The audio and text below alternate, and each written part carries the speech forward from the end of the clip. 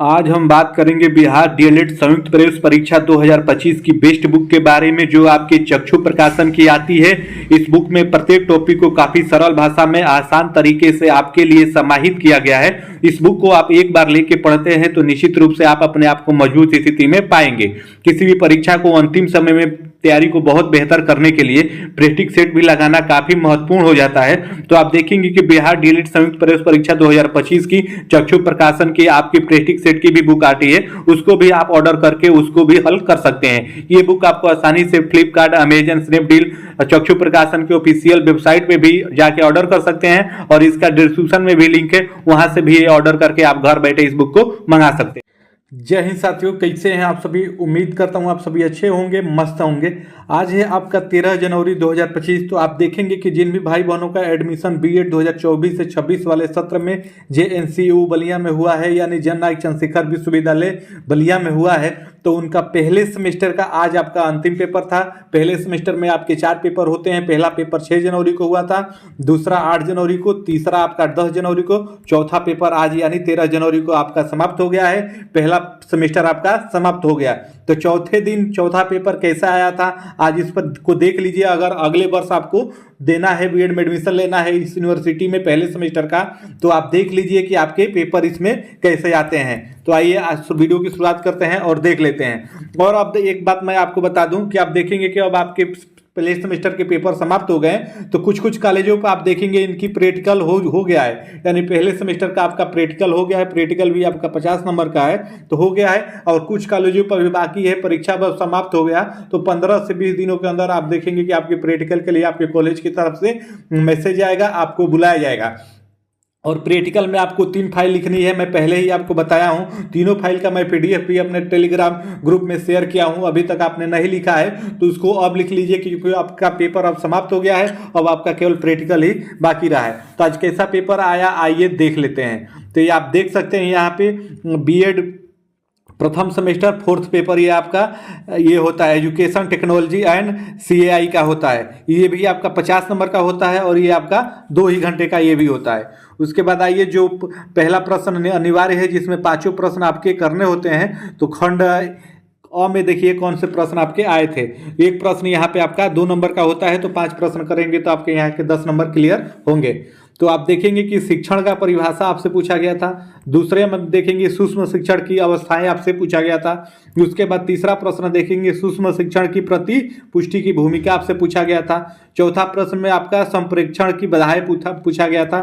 5वें प्रश्न में शैक्षिक तकनीकी की परिभाषा पूछा गया था। ये सभी प्रश्न आपके अनिवार्य होते हैं। एक प्रश्न के लिए आपको 2 नंबर यहाँ से दिया जाता है।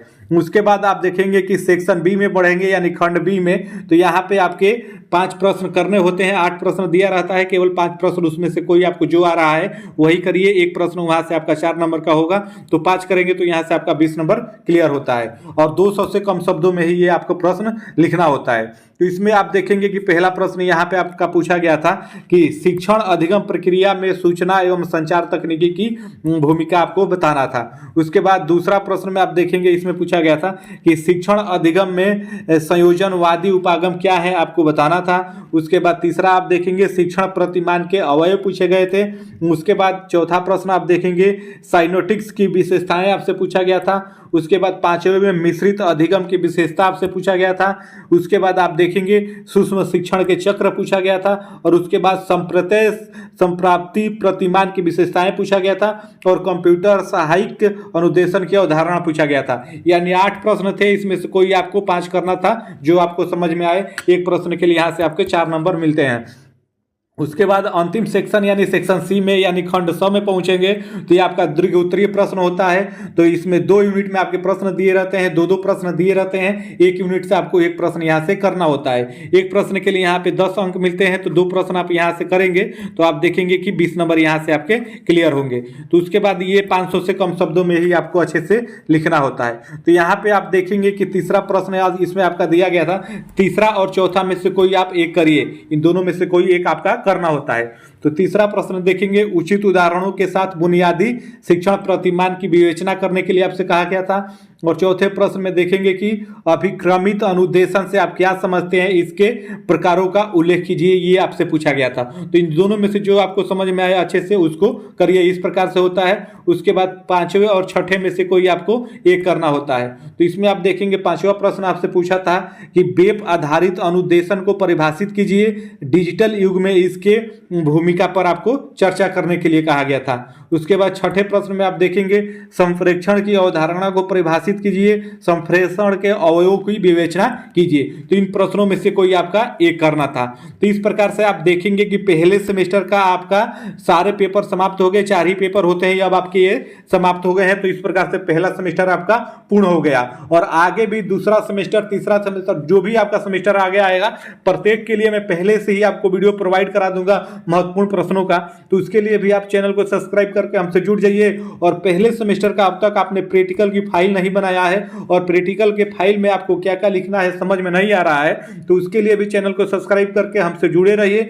उसके लिए मैं आपको टोटल वीडियो बनाया हूं, बताया हूं कि कैसे आपको फाइल में क्या क्या लिखना है, कितनी फाइल बनानी है, और जो फाइल में लिखना है उसका पीडीएफ मैं अपने टेलीग्राम ग्रुप में शेयर किया हूं। उसमें ज्वाइन करके आप उसको डाउनलोड करके वहां से भी लिख सकते हैं। और ये आपका प्रैक्टिकल जिन कॉलेजों पे अभी तक नहीं हुआ है तो आपके कॉलेज की तरफ से 15 से 20 दिनों के अंदर सूचित किया जाएगा कि इस दिन आपका प्रैक्टिकल है, और प्रैक्टिकल के दिन आपको उपस्थित होना पड़ेगा, क्योंकि जो आप फाइल लिखे रहेंगे और जो एग्जामिनर आपके आएंगे तो उसी में से आपके फाइल के सामने आपको वाइवा लिया जाता है, तो उसी में से आपसे पूछेंगे। और ये प्रैक्टिकल आपका 50 नंबर का होता है और इसमें 3 फाइल बनानी है, सारा कुछ मैं आपको बताया हूं। और इससे जुड़ी हुई जननायक चंद्रशेखर यूनिवर्सिटी से जुड़ी हुई और भी बीएड से कोई जुड़ी हुई जानकारी आपको चाहिए तो आप कमेंट करिएगा, मैसेज के माध्यम से मैं आपको वहां पे बता दूंगा।